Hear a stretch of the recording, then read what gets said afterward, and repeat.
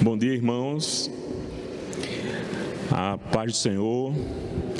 Uma manhã nova, primeiro dia da semana, o dia que separamos para adorar o Senhor, para louvá-lo, para nos conectarmos com a realidade dele mais profundamente, um dia específico para isso.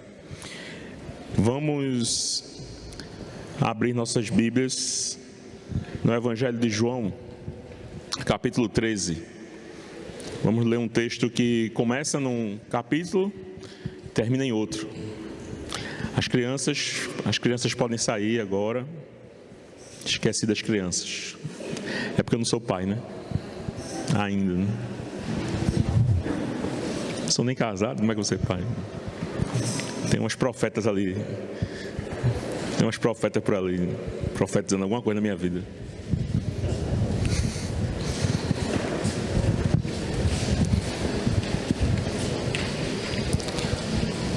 Não só temos o presbítero Lerval, como temos uma nova família, né?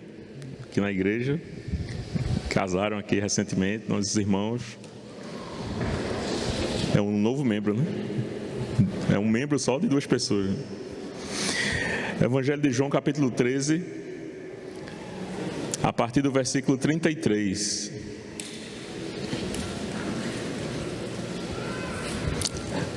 Leamos. Meus filhos, não vou ficar com vocês por muito tempo. Vocês vão me procurar, mas eu digo agora o que já disse antes aos líderes judeus: vocês não podem ir para onde eu vou. Eu lhes dou este novo mandamento: amem uns aos outros, assim como eu os amei, amem também uns aos outros. Se tiverem amor uns pelos outros, todos saberão que vocês são meus discípulos. Simão Pedro perguntou a Jesus: Senhor, para onde é que o Senhor vai? Jesus respondeu: você não pode ir agora para onde eu vou. Um dia você poderá me seguir. Pedro tornou a perguntar: Senhor, por que não posso segui-lo agora? Eu estou pronto para morrer pelo Senhor. Está mesmo? Perguntou Jesus. Pois eu afirmo a você que isto é verdade.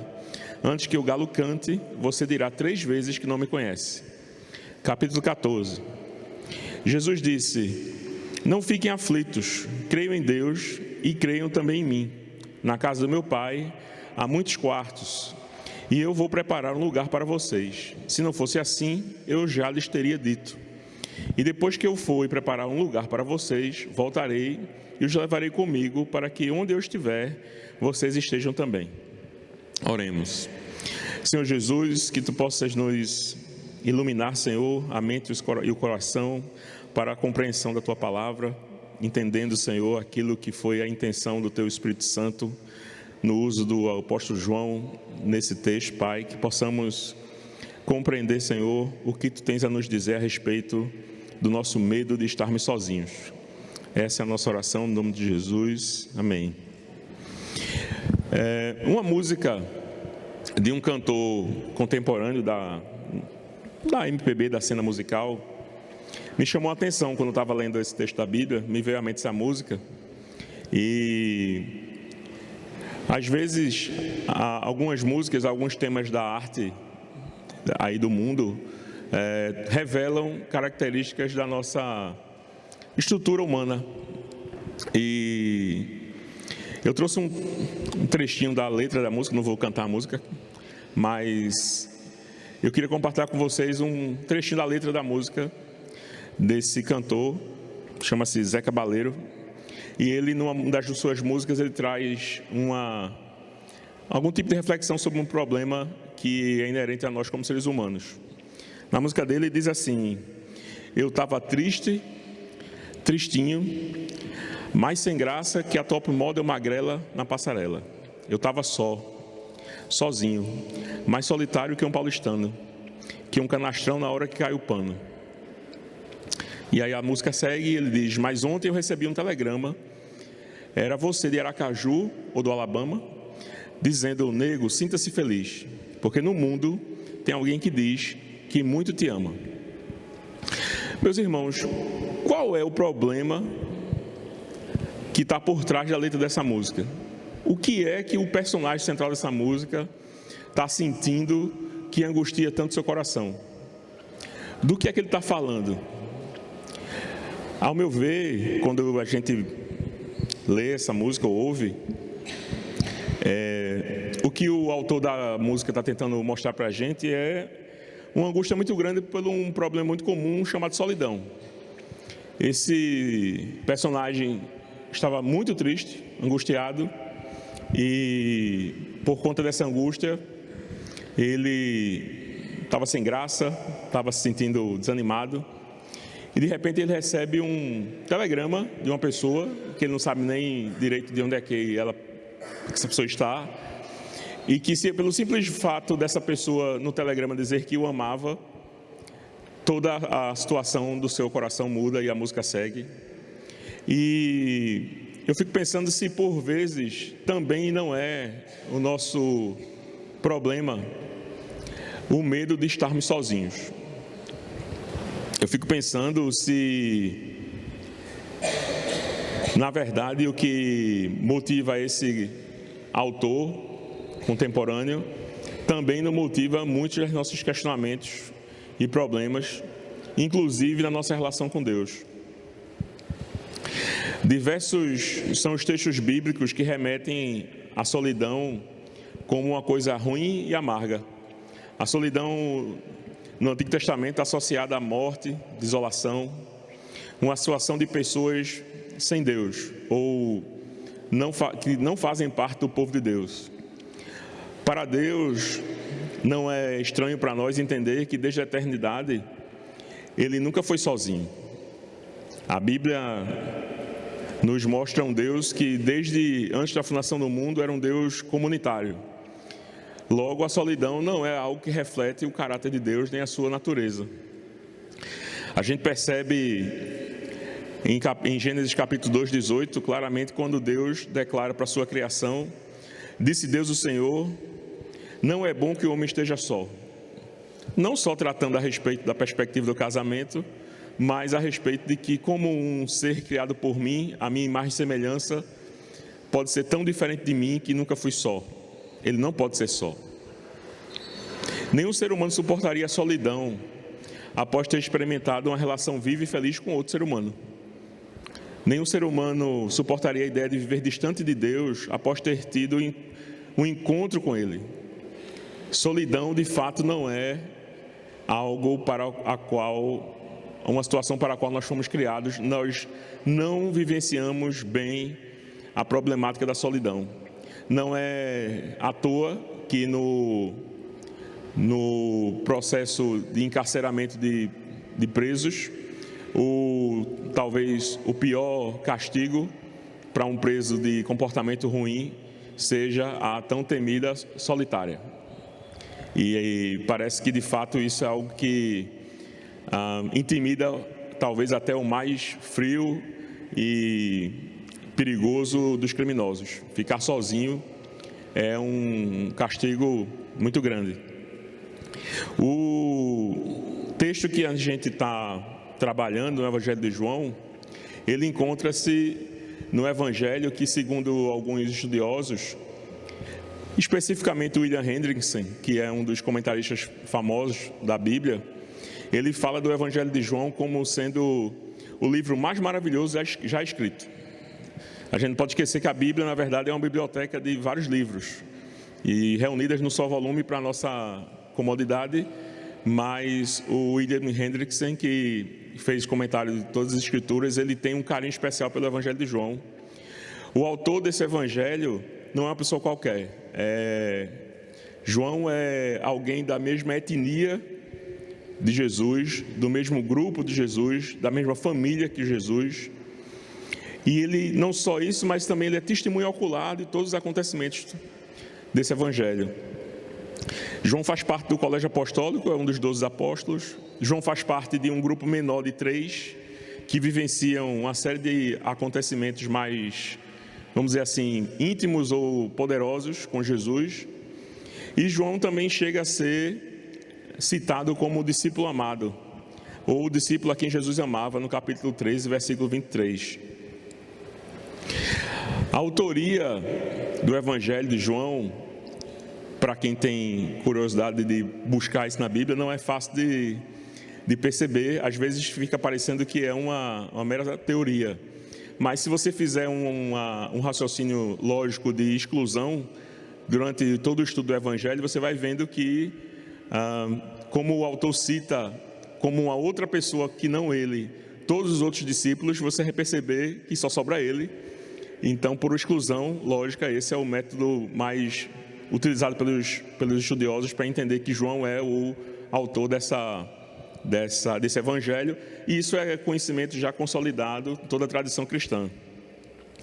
A data em que esse evangelho foi escrito tem uma certa importância para nós, porque apesar de não poder ser definida com exatidão, mas é percebida pelos estudiosos como sendo o último evangelho a ser escrito. Vocês percebem que o evangelho de João, ele não é parecido com os outros 3 evangelhos, chamados evangelhos sinóticos. E o fato de ter sido escrito por último e ter sido escrito bem depois dos outros 3, traz para a gente um evangelho menos narrativo e um pouco mais espiritualizado, vamos dizer assim. As coisas a que João se destina a escrever, elas têm mais características de nos mostrar Jesus como o Messias, como o Cristo esperado. E por que eu falei que é importante entender que esse evangelho foi escrito mais tardiamente? Porque provavelmente João estava em Éfeso, na cidade de Éfeso, quando escreveu esse evangelho, provavelmente já depois de ter saído da sua prisão na ilha de Patmos, provavelmente já depois de ter recebido toda a visão do livro do Apocalipse, e onde João estava, e existiam algumas heresias, vamos dizer assim, que mostravam que falavam que Jesus era simplesmente um filho de José e Maria, natural, e que não tinha nenhuma perspectiva divina nele. E João, participando dessa cidade e ouvindo esse tipo de heresia, provavelmente para combater essa perspectiva, que se chamava Os Erros de Cerinto, João escreve o Evangelho com uma perspectiva, ou uma pegada, vamos dizer assim, bem espiritual, bem marcadamente, bem notadamente, tentando mostrar aos seus leitores de que Jesus era de fato Deus, era de fato Messias. Você nota que no Evangelho de João não tem nenhuma menção da infância de Jesus, nenhuma genealogia, nenhum relato longo de pregações de João Batista, nenhum registro de tentação de Jesus no deserto, nada sobre o Sermão do Monte, nenhuma menção das dúvidas de João, nenhuma parábola, nenhum discurso comissionando os 12, nem os 60 discípulos. Você vai perceber que João entende que os seus leitores, os leitores desse evangelho que ele agora escreve, provavelmente já tinham conhecimento de todas essas coisas por já terem lido os 3 evangelhos anteriores.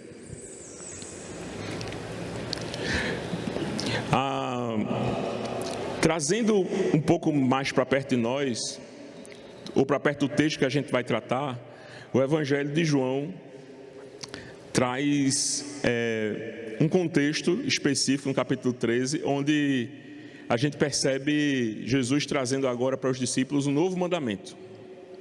Um mandamento novo, um mandamento que tinha a ver com amor. E que para a realidade dos discípulos isso era uma coisa nova, era uma coisa revolucionária para a cabeça dos judeus, era uma coisa revolucionária para a época. O texto que a gente está estudando, ele inicia-se no capítulo 13, continua até o capítulo 14, e para aqueles que acham isso estranho, essa perícope é quando a gente encontra um trecho da Bíblia que trata de um determinado assunto. E eu separei essa perícope, saindo de um capítulo e entrando no outro, com o apoio do comentarista William Hendrickson, que percebe que o capítulo 14 começa sem nenhum tipo de introdução. Ele já começa com palavras de Jesus, sem nenhum tipo de apresentação. E segundo o texto do próprio comentarista, ele diz, sem qualquer forma introdutória, como por exemplo, Jesus disse, o Senhor é imediatamente apresentado como estando ainda na companhia dos discípulos, dirigindo-lhes a palavra e preparando-os para os acontecimentos que se seguiriam. Quando a gente volta os olhos para esse texto, é claro que a gente poderia estudar diversas perspectivas a partir dele. A gente poderia estudar sobre quais seriam as perspectivas a partir desse novo mandamento, o que poderia ser ou acontecer de novo para a vida da igreja com esse novo mandamento. O próprio Jesus cita que o mundo perceberia agora na sua igreja como sendo sua seguidora a partir da forma como eles se amavam. Mas é fato que para hoje a gente escolheu perceber uma característica desse texto, que também é bíblica, que é o temor ou a angústia causada nos corações dos discípulos pela perspectiva de que Jesus não estaria mais com eles. Os comentaristas chegam a dizer que essa perspectiva seria aterrorizante. Até porque, em poucas horas, a partir desse momento, nunca mais os discípulos teriam um tempo livre assim, um dia inteiro ou um período gozando da presença de Jesus terrenamente, como eles vinham sendo acostumados a ter durante 3 anos. Se aproximava um momento em que Jesus agora iria ter que passar pelo seu Calvário, ia morrer, ressuscitar, a ser assunto aos céus. É bem verdade que ele haveria de ressuscitar e passar alguns momentos com seus discípulos, mas nada que se comparasse a tudo que eles vinham vivenciando até agora. E isso mexe muito com o coração dos discípulos, isso traz uma angústia, traz um medo, e é fácil percebermos essa reação nas perguntas que o apóstolo Pedro faz a Jesus, quando o mesmo diz que eles iriam para um lugar onde eles não poderiam acompanhá-lo. Pedro chega até quase a não prestar muita atenção no novo mandamento. No versículo 36 do capítulo 13, a reação de Pedro é: Senhor, para onde é que o Senhor vai? E isso já mostra que Pedro está com foco não mais no ensinamento nem no mandamento, mas Pedro está com foco na preocupação de como assim? Como assim nós não poderemos estar com o Senhor? Para onde é que o Senhor vai? E uma segunda pergunta no versículo seguinte, Pedro chega a dizer: Senhor, por que eu não posso segui-lo agora? Isso é muito a cara do apóstolo Pedro, de não só questionar, ter a dúvida, mas também dizendo assim: mas por que eu não vou? Por que eu não posso? Me lembra bastante crianças pequenas quando a gente diz para elas que alguma coisa elas não vão poder fazer. Por que eu não posso ir? Mas eu quero ir, né? Mas eu quero estar com o Senhor. A segunda pergunta de Pedro já traz um questionamento do quadro percebido. É notória a reação de angústia dos apóstolos com essa situação, que até então nunca passou pela cabeça deles, ficar sem Jesus. O apóstolo Pedro fica tão perplexo com essa possibilidade que faz uma argumentação sem muita reflexão e um tanto quanto infantil, prometendo coisas que nem ele mesmo ia conseguir cumprir. A gente percebe que Pedro chega a dizer a Jesus: mas eu estou pronto para morrer pelo Senhor. Pedro já entendia um pouco que o quadro que se aproximava era um quadro forte, intenso, era um quadro que tinha a ver com morte. E Pedro diz: mas eu posso morrer pelo Senhor. Nós já sabemos a resposta de Jesus para Pedro, lembrando a ele de que: Pedro, você não sabe o que está falando. Ainda hoje você vai me negar 3 vezes. Mas Pedro age muito semelhantemente a nós quando nos deparamos com uma situação que não é agradável. Pedro, assim como nós, tenta manipular a situação de alguma forma, da forma que vem à mente, ou argumentar como se nós pudéssemos negociar com a realidade. Assim como nós fazemos frente a uma situação que nos aterroriza ou que é de iminente sofrimento, a gente começa a pensar em formas para fazer com que a realidade que parece óbvia não seja essa.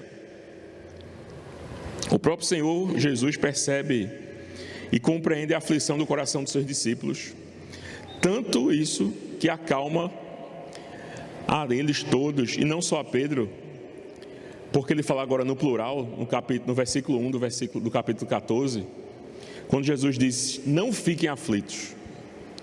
Essa é uma das razões pelas quais eu uni esses textos dos 2 capítulos.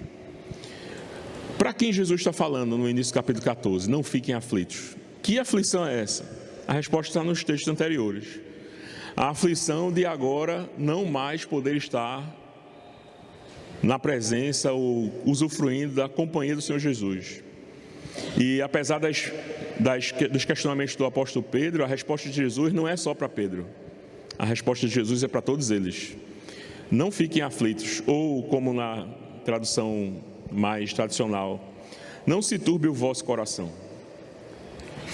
Essa perspectiva de Jesus de tentar trazer razões pelas quais nós não devamos perder a paz, mesmo com essa situação que está prestes a acontecer, ela nos leva a refletir sobre o tema como Jesus resolve o nosso medo da solidão.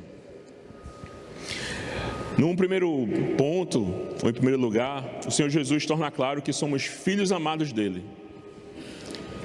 Jesus tem uma atitude maravilhosa, Jesus tem uma atitude muito carinhosa, ao perceber, até antes dos próprios discípulos, que eles estariam angustiados. Jesus introduz toda essa conversa a respeito da sua ausência com os discípulos, no versículo 33, quando ele os chama de meus filhos.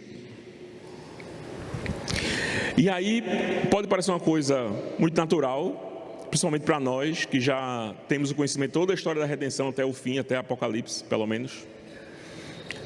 Toda a história da revelação de Deus. Mas nesse momento específico, quando Jesus para e fala com eles, meus filhos, eu acho que na mesma hora eles pararam e disseram, opa, eu acho que tem uma coisa aí pesada nessa conversa. Por quê? Porque em nenhum momento Jesus tinha se referido aos discípulos como meus filhos. Na verdade, é o único momento na Bíblia onde essa palavra no original, que foi traduzida para filhos, é utilizada por Jesus. O apóstolo João parece gostar desse emprego, porque usa nas suas cartas filhinhos, como a gente já sabe. Mas é importante notar a razão pela qual esse termo aparece uma única vez nas palavras de Jesus. Termos assim assume uma importância grande, tendo em vista o aspecto específico da sua escolha e emprego. Quando Jesus os chama de filhos, ele torna claro o amor dele pelos seus discípulos, bem como a relação que ele mantém com eles. É com essas palavras que o Senhor prepara o ambiente para anunciar-vos esta nova etapa em relação aos seus discípulos.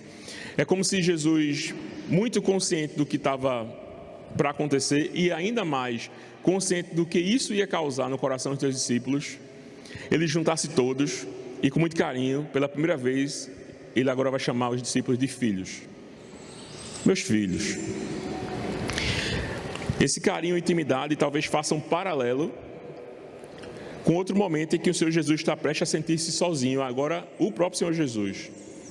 Assim como os seus discípulos, a gente não pode esquecer que o próprio Senhor Jesus, em poucas horas também, vai passar por uma situação semelhante, quando no Getsemane, ele orando, sente uma angústia muito grande no seu coração, por tudo que está prestes a acontecer. Então isso reforça a nossa perspectiva de que o nosso Senhor Jesus, ele não é meramente um Deus alheio à nossa realidade, mas ele é um Deus que sente e sentiu o que nós sentimos. No momento em que o próprio Senhor Jesus vivenciaria essa realidade de angústia, pela possibilidade de ficar sozinho diante do seu Pai, quando ele ora, ele se refere a Deus como Abba Pai. Isso está lá registrado em Marcos capítulo 14, versículo 36. E Abba Pai, apesar das diversas formas de tradução, tem uma perspectiva de Jesus se colocar para o Deus Pai como ele sendo um filho amado. É como se ele estivesse chamando Deus de papai, com essa mesma intimidade que ele está usando com os discípulos quando os chama de filhos. Eu acho isso extremamente interessante da parte de Jesus, porque é o mesmo mecanismo, é o mesmo remédio de usar a intimidade e externar qual é o nível de intimidade dessa relação como um bálsamo para acalmar o coração de alguém que está achando que vai ficar agora sem o Senhor. O próprio Senhor torna clara uma relação e atesta que, apesar da possibilidade de distância futura, somos seus filhos, e não apenas filhos, mas filhos amados. E isso é uma coisa que tem que ficar em nossa mente. Isso traz a certeza de que devemos ter esse consolo em nosso coração, sempre que tivermos a perspectiva na nossa mente de uma certa solidão ou uma certa distância de Deus, ou quando nos acharmos distantes, ou quando acharmos na nossa mente humana que Deus está longe de nós, não esqueçamos de que Deus nos tem como filhos amados. Assim como quando Jesus é batizado por João Batista, o Espírito Santo em forma corpórea de uma pomba vem sobre ele e fala sobre ele: este é meu filho amado. Perceba que isso não é uma questão nova, Jesus não está inaugurando uma questão aí. Jesus está deixando claro que da mesma forma que a união dele com o Pai, esse é o anseio dele, da união dele com seus discípulos.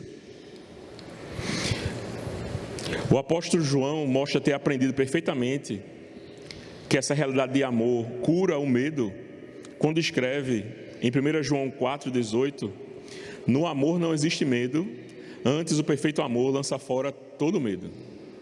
Isso define a primeira atitude de Jesus com a intenção de nos proteger do medo e da angústia de vivenciarmos o medo de estarmos distantes dele de alguma forma.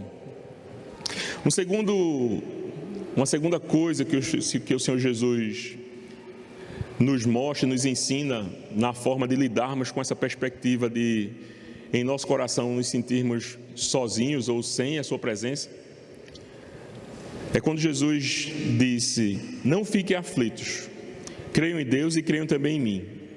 E aí Jesus traz uma atitude agora de nos ordenar, de nos orientar a crer nele.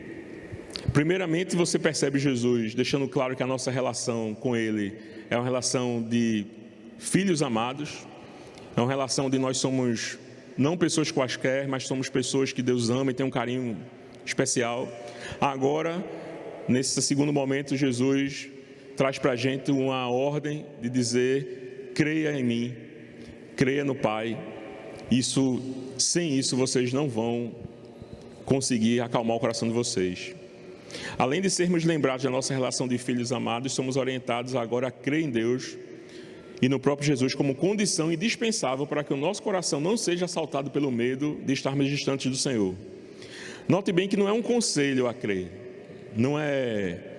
Talvez seja uma boa ideia que você cresça, não é. É uma ordem, é um imperativo.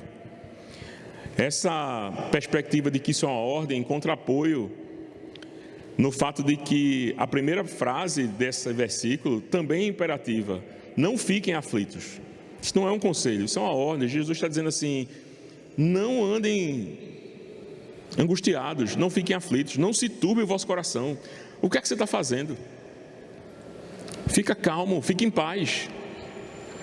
Também encontra apoio nos versículos 11 do capítulo 14, quando ele diz: creiam no que lhes digo. E no versículo 4 do capítulo 15, quando ele diz: continuem unidos comigo. Todas essas orientações são imperativas. Todas essas orientações não devem ser encaradas como um mero conselho, mas como uma ordem do Senhor que nos ama muito. De fato, o medo de estarmos distantes de Jesus pode ser resumido numa crise de fé. E, portanto, no momento em que não estamos crendo, de fato, em tudo quanto o Senhor nos falou. Isso nos lembra da missão dada pelo Espírito Santo, ao Espírito Santo, que nos auxiliaria, nos fazendo lembrar de tudo que vos tenho dito. Capítulo 14, versículo 26. Crer em Jesus, crer em Deus, é uma condição básica para que você não perca a sua paz. Não é à toa que nos gabinetes de aconselhamento bíblico, principalmente nos aconselhamentos bíblicos, por assim dizer, mais corretos, a orientação é de tudo ser baseado na crença, na realidade da Escritura. E não simplesmente em você se sentir bem ou aliviado com os seus problemas. Antes de mais nada, no aconselhamento bíblico, temos que chegar num acordo. Ou as Escrituras são verdade para você, ou não tem como haver aconselhamento. Conforme João 14, 21, o Senhor se manifestará àqueles que têm e guardam os seus mandamentos. Ora, quem são as pessoas que têm e guardam os mandamentos de Deus, senão as pessoas que creem no Senhor? E é a essas pessoas que o Senhor vai se manifestar, é a essas pessoas que a relação de Deus vai se tornar real. percebemos a importância desta exortação do Senhor como condição necessária para que seus corações possam ter paz em toda e qualquer situação. Duvidar é de fato algo que enfraquece a nossa relação com Deus. Então não é à toa que esse passo agora de Jesus para nos proteger dessa possível angústia e medo de ficarmos sozinhos é crer, é não duvidar.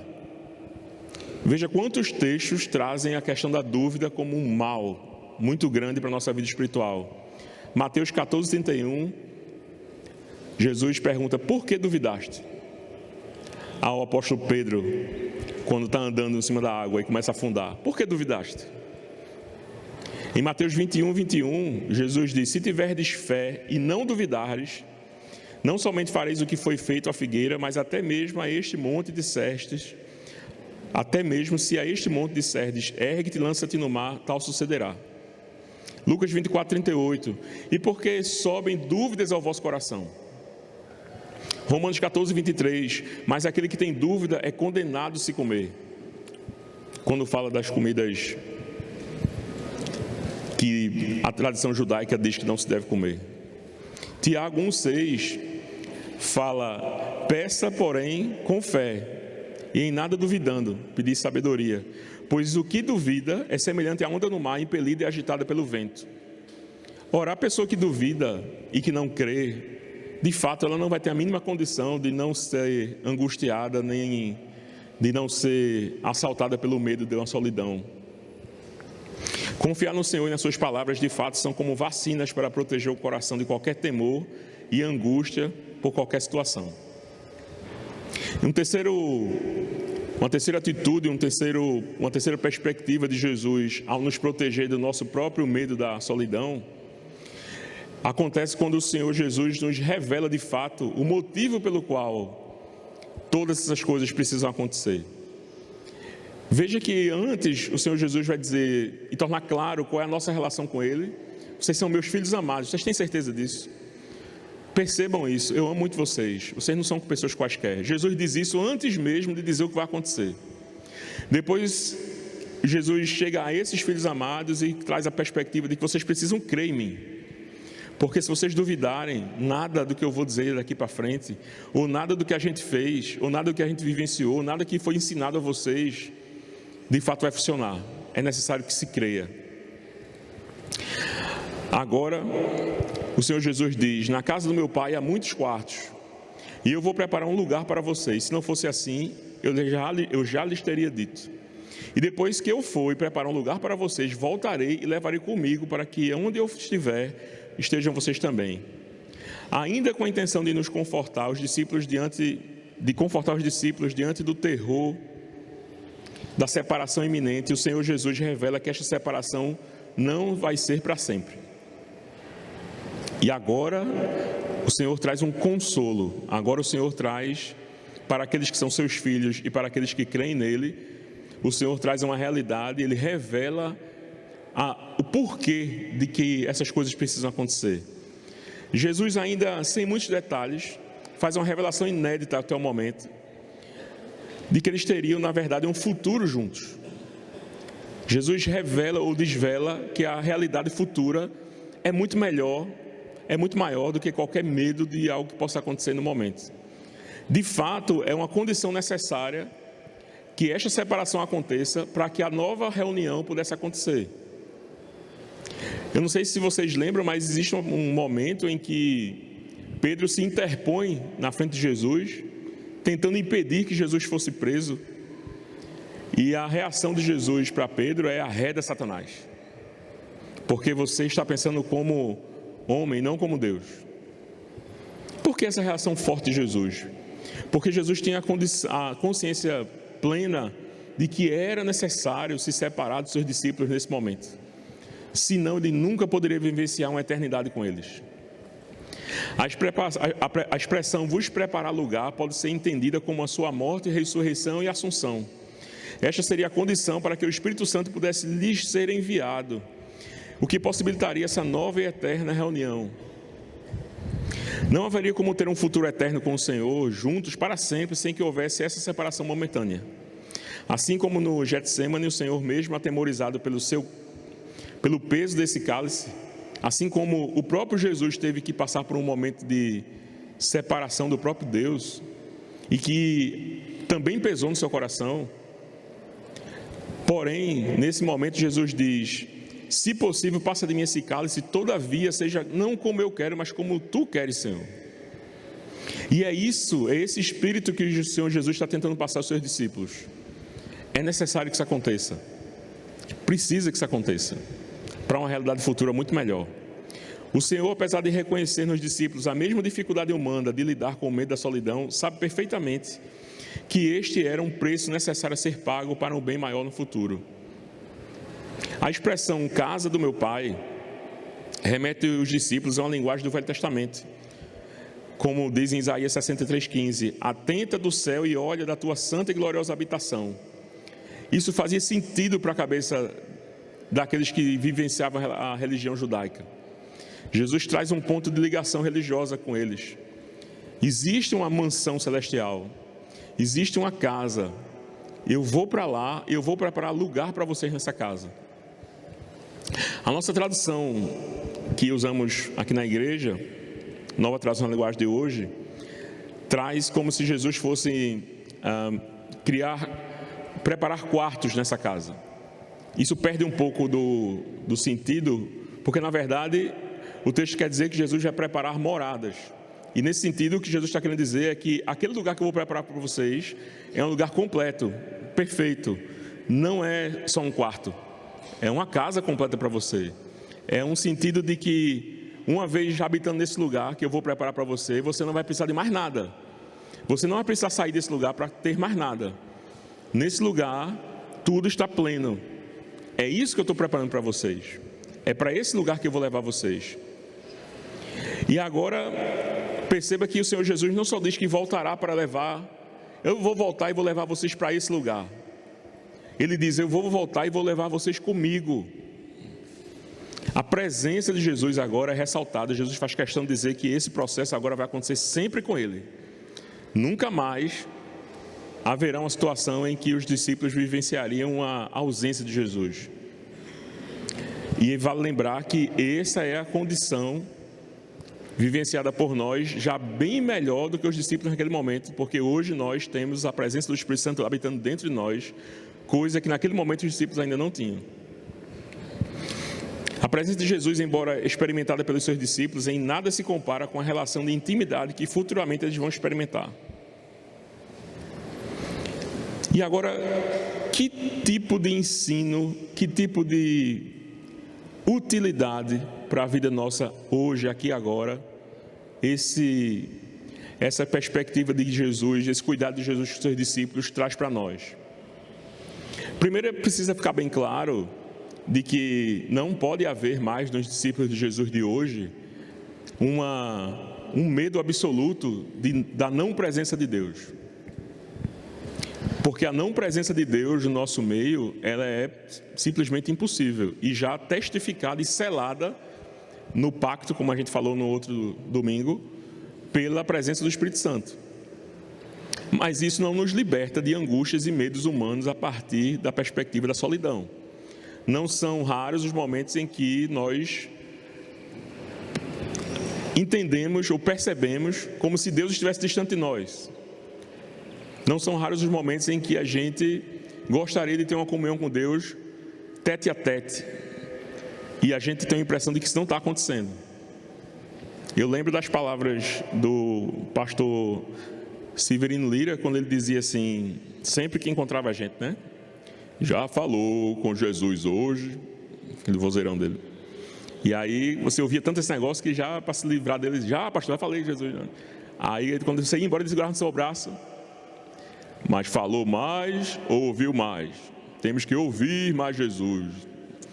E isso traz para nós a perspectiva de que muitas vezes a nossa leitura da nossa relação com Deus está sendo a partir do que a gente fala e não do que Jesus fala para a gente.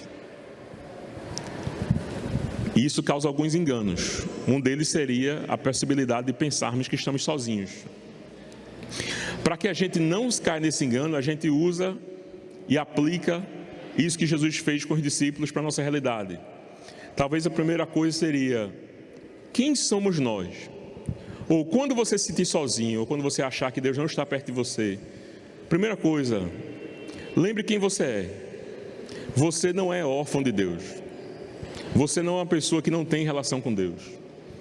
Você é um filho amado de Deus, imagem e semelhança dele, e não somente isso, mas também resgatado por ele, feito filho dele. Não somos pessoas comuns nessa terra, somos santificados por Deus. E isso não quer dizer que Deus nos fez perfeitos, corretos, santinhos. Isso quer dizer que Deus nos separou do restante da criação para Ele, e fez isso por amor. Fomos separados por alguém e para alguém, e esse alguém nunca nos deixará. Nunca ao enfrentar qualquer situação, seja ela qual for, se perceba como qualquer pessoa que não tenha Deus. Somos filhos dos amados do Senhor, como Ele disse aos discípulos, meus filhos. Então a primeira, talvez, prática disso que Jesus ensinou aos seus discípulos e que nos ensina hoje, não se veja menor do que você é. Também, claro, não se veja maior do que você é. Também não caia no exagero da teologia da prosperidade, onde você acha que pode exigir alguma coisa de Deus. Mas, de fato, você não é uma pessoa qualquer para Deus. Deus o ama e o ama muito. E por conta desse amor, Ele o protege, Ele cuida. E aí vem a segunda ponto dessa aplicação dessas verdades de Deus para a nossa vida hoje. Lembre-se, creia no Senhor Jesus e creia nessa relação. Nunca esqueça de quem é o Senhor e de tudo quanto Ele disse. Creia em sua presença. Nada é maior ou melhor do que a sua presença em sua vida.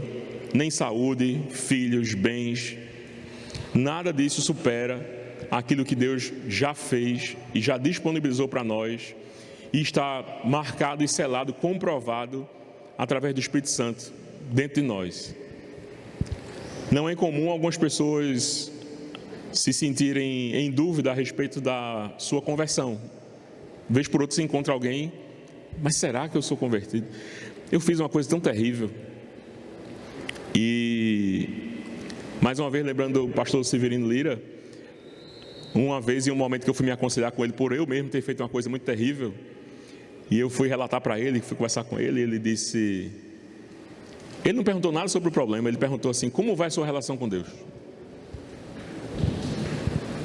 Aí eu achei tão estranho, eu estava falando de um problema, ele está falando de outra coisa. Eu disse, não, como vai a sua relação com Deus? Eu não quero saber sobre o problema, quero saber sobre a sua relação com Deus. E ele me botou para chorar. E aí eu percebi isso, ele fez, a gente não precisa mais conversar. Irmãos, crer em Deus, lembrar da nossa relação com Deus, é algo muito mais importante do que lembrar dos danos que qualquer erro que você possa ter cometido causou. Crer no poder de Deus, crer na relação que Deus criou com você, que não foi você que criou com Ele, na relação que Ele tem com você e que Ele sustenta essa relação, Ele mantém, Ele tem carinho por essa relação. O Senhor Jesus te chama de filho e agora te chama para crer que você é filho. E talvez essa seja a segunda aplicação que a gente precisa ter nos momentos onde a gente se achar sozinho. Não esqueça de quem é Deus. Saiba quem é você, primeiro ponto. Você é um filho amado de Deus. Saiba e creia em quem é Deus. Uma terceira aplicação dessas verdades expostas nesse texto para a nossa vida talvez seja que há necessidade, vez por outra na nossa vida, de pagar preços. Há necessidade de enfrentarmos com coragem momentos que vão parecer de extremo sofrimento. Há necessidade na nossa vida que é cheia de circunstâncias em que nós vamos ter que enfrentar situações em que a gente não vai querer entrar. Mas Deus te convida a entrar. Entra. Passa por aqui. Sem isso aqui você não vai conseguir enxergar, você não vai conseguir se tornar a pessoa que é necessário que você se torne. Preços precisam ser pagos.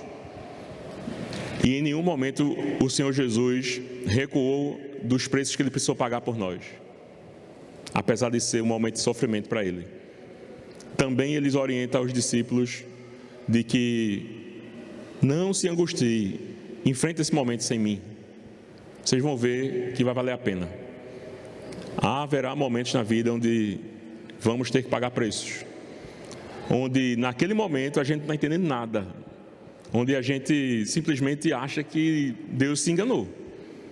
Qual é o proveito desse negócio? Por que tanto sofrimento?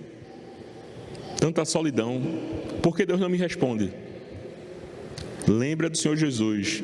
Podem haver momentos em que sejam necessários pagar preços. Para terminar, é o consolo maior. Não tira de mente.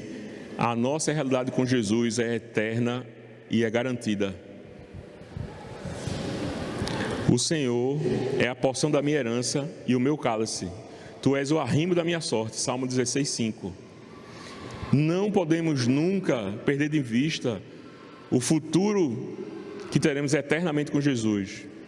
Lamento que as igrejas, de uma forma geral, falam muito pouco da eternidade com Jesus, da segunda vinda do Senhor Jesus, que é a razão da nossa esperança.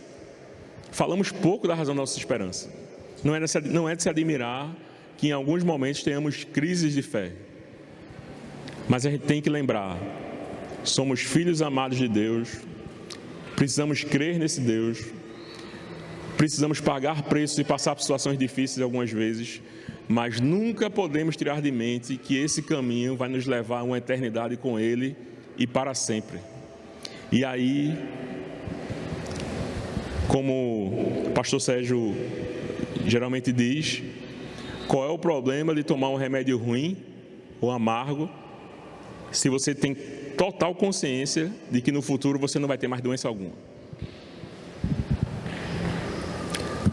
Nunca esqueça, a presença de Deus que teremos será para sempre e completa, e não só isso, ela está completamente garantida. Por isso Jesus diz: não se turbe o vosso coração, não se aflija. Afinal, o Senhor é o nosso pastor. O que é que nos faltará? Para terminar, a gente percebe que, de fato, o real problema do personagem daquela música, do Zé Cabaleiro, não era solidão. O que a gente percebe é que o real problema do personagem da música do Zé Cabaleiro era não ter ideia de quem era Deus. E sem Deus, as pessoas ficam andando em círculos, fugindo da solidão e caindo em outra. Fugindo da solidão e caindo em outra. Que essa, de uma vez por todas e para sempre, não seja a nossa realidade, porque sabemos em quem cremos. Amém? Vamos orar.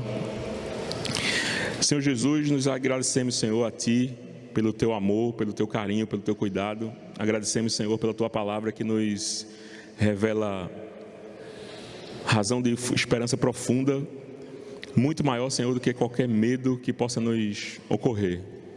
Te louvamos, Senhor, porque Tu tens sido Deus verdadeiro em nossas vidas. Te pedimos perdão, porque em alguns momentos não percebemos isso. Louvado seja o Teu nome, Senhor, que Tu possas ter misericórdia de nós e que Teu amor seja visto e provado por nós, Senhor, nos fazendo lançar fora todo tipo de medo de qualquer percepção de solidão, já que, de fato, desde já, nunca mais seremos sozinhos sem Ti, Senhor. Essa é a nossa oração agradecida, em nome do Senhor Jesus. Amém.